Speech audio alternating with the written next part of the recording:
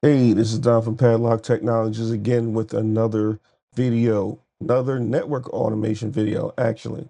And what we're going to do is we're going to talk about loops, and we're going to talk about for loops, specifically how to use them to go through a bunch of routers in one network automation script. Now, I'm only going to use 3 routers in this example, and I'm going to do something called a nested loop. And what I'm going to do is I'm going to tell you exactly what the script does, show you one method, and then the other loop will do another method, and it's going to combine the two methods in one script, right? And what this is going to do is going to configure OSPF and BGP. Now, for the Python experts out there, right, the guys that are software engineers, there may be a better way to do this, but remember what I said. This is in the realm of using Python for network automation for network engineers, not for software engineers. So if you have a better way of doing it, you're welcome to comment, but just understand that this video is for network engineers, not software engineers. So let's go ahead and go to the, I think, PyCharm for this one, and then I'll go through the script. All right. So here we are at the script.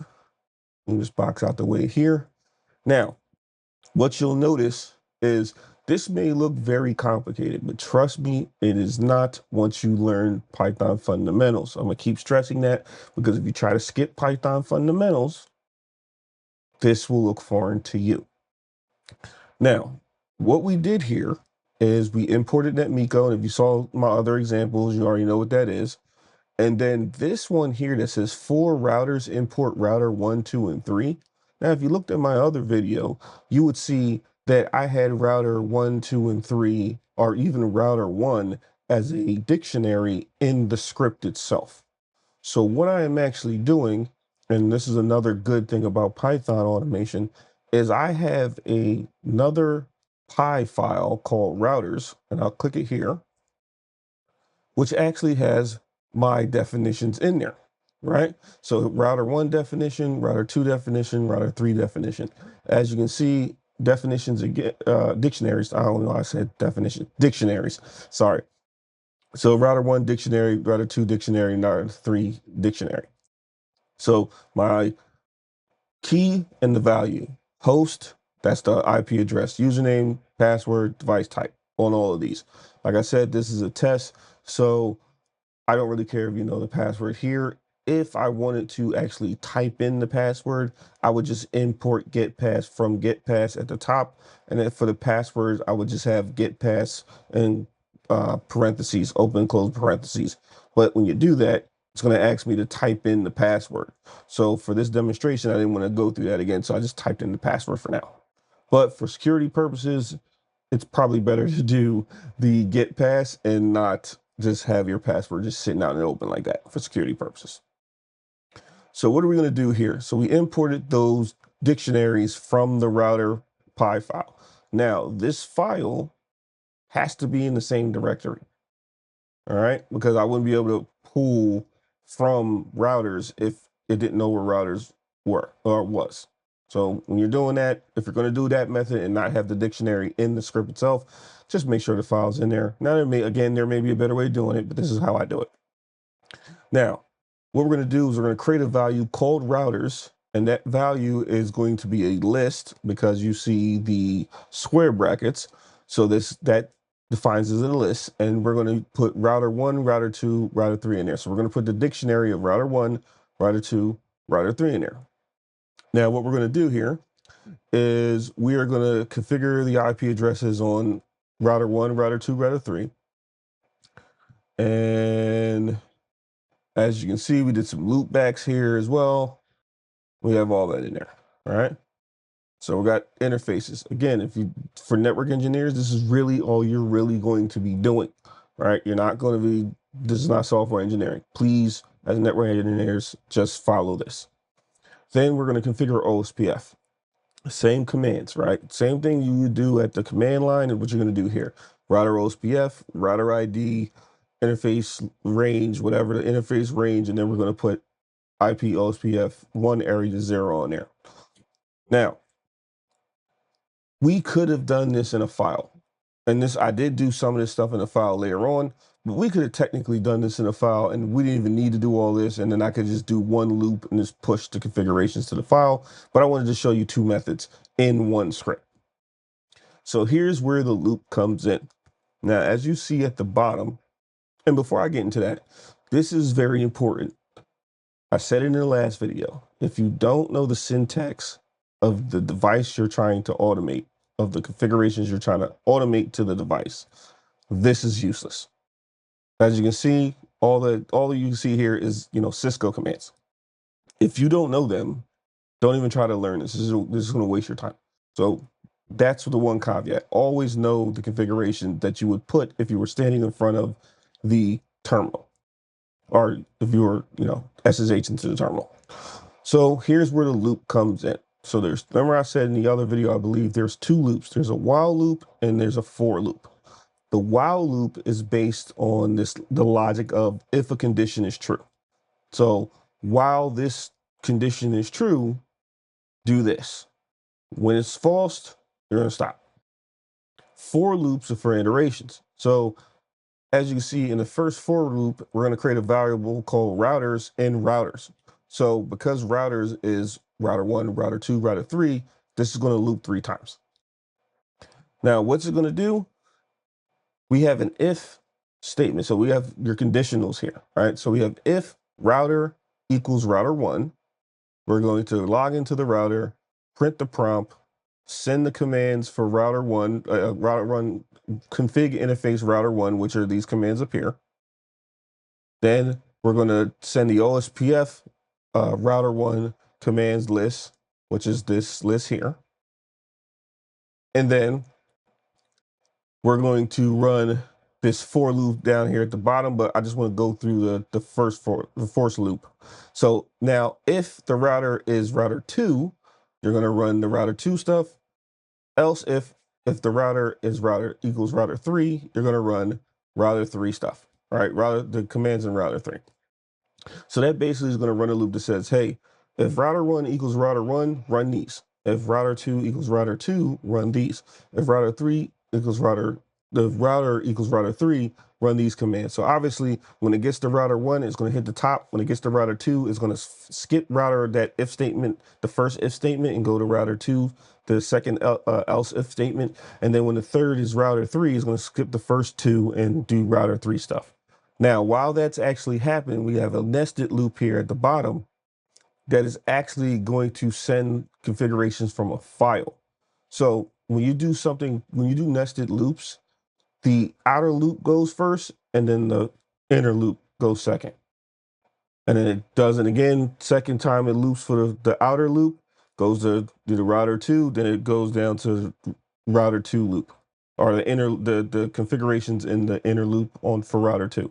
Same thing for router 3. When router 3 goes, the router 3 inner loop goes. So basically, if we're looking at this, if router is router 1, run this, and then if router is router 1, run this, or push this from the configuration file. Then it goes back up to the for loop again and says, okay, well, now I'm on router 2, so I'm not going to hit router 1. I'm going to hit router 2. I'm going to run this, and then this inner loop is going to run router 2. It's going to skip the router 1 because we're not on router 1, and then we're going to go to router 2, run this from router 2, push these commands from this text file. Same thing.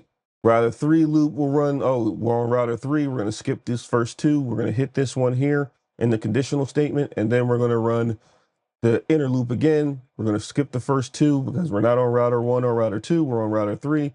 It matches router 3 because it is the equal sound. Equal means equal router 3. So it's going to be equal to router 3, and then we're going to run this. And then we're going to create a variable called commands, which is just going to do show BGP IPv4 unicast summary. And then the output is we're going to create another variable called output, which is going to use the netconnect send command commands, which is this top command here.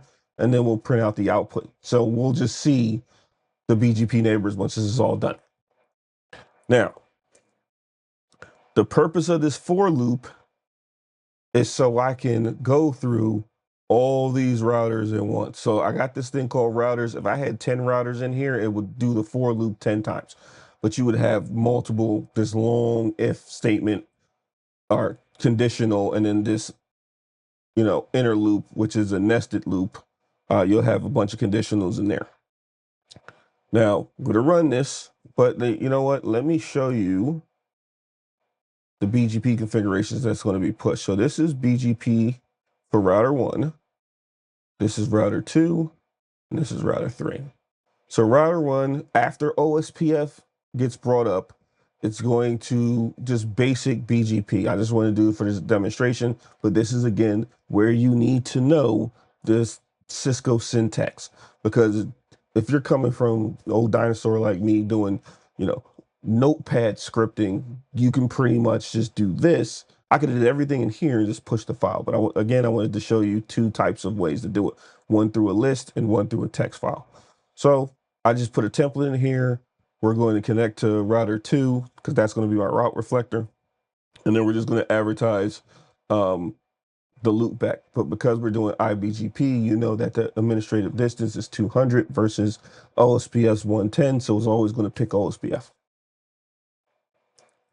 Router 2, basic BGP configurations, but this time we're going to do an automated function, an automated neighborship creation by using the BGP listen range command, and we're going to tie that to a peer group called IBGP. Right? So if you don't know anything about this command, what it does, it's going to listen for anybody that's trying to join or establish an adjacency with it that is coming from the range 10.255.2.250/24. All right. And if I try to establish a neighborship with it, it's going to put it in a peer group called, IBGP. Then you have to say neighbor IBGP is a peer group. Then here's the basic commands for BGP, which is, remote AS, update source, password, which is TCP/19, by the way, for anybody that's taking labs, or written, because they might throw that at you. And it's an MD5 type of MD5 hash. Then we're just going to do a neighbor statement. Obviously, we're going to, just advertise a neighbor. But again, OSPF is going to take precedent because the lower AD. And then we're going to make sure that the peer group is a route reflector. Because if you don't do that, then you need BGP full mesh because you have to satisfy that condition. And if you don't know what that is n parentheses n-1 divided by 2, which is the same formula for symmetrical key encryption.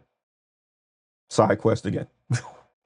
Router 3 is more indicative of router 1. So basically, same thing as router 1. We just did the BGP router ID as 3, and then we're just peering the 2, advertising the loopback.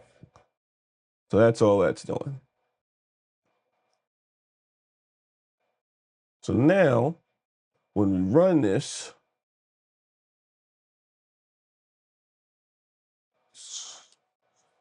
normally this wouldn't do this, but I got to do it in PyCharm. So, actually, we are running the wrong file. That's why that happened. We need to actually run this one.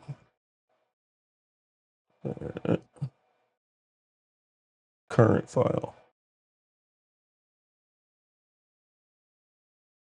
Router 1, that's BGP. All right. So, as you can see, OSPF came up. Here's BGP. See, I have neighborships here. This is router 1's neighborship to router 2. Here's router 2's dynamic peering. And as you can tell, it has that asterisk. So it says dynamically created based on the listen range command, which is what I was telling you before. Actually, I'm going to move myself out the way because you guys can't even see it. So let's move myself over here somewhere. And let's go back to what I was showing you before. So here's router 1. We found the prompt, and you can see this in the command up here that we are going to find prompt. Do all that. Find prompt. Well, the find prompt is up here. So as you can see, this right here, print net connect find prompt. That's what you got. Router $1 or money sign or whatever that pound sign is. So router 1, here's our show BGP IPv4 unicast command. And as you can see, I have a neighborship and I have 2 prefixes here that's being advertised. router 2, which is my route reflector. And this is the dynamic peering based on the listen range command. And you can tell because it has that asterisk next to it. And you can see what the range I'm listening for, which is 10, 255, 255, 0/24, which was the same thing that you saw me do in the BGP range command. And then router 3 has its pairing to router 2. Now, the only way this is happening is OSPF is up because it has to know how to get there. So what we technically could do, if you wanted to see it, is we can go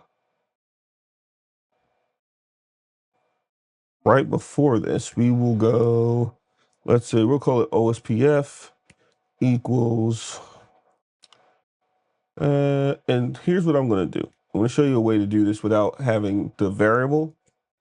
So we'll make it a string value and it'll do show IP OSPF neighbor. All right. And then we will print OSPF. And then we will print output. So now let's save this here. Get out of this. And then we will run the current file again. And then you'll see the OSPF neighbor. And then you'll see the BGP neighborship. So let's run this again.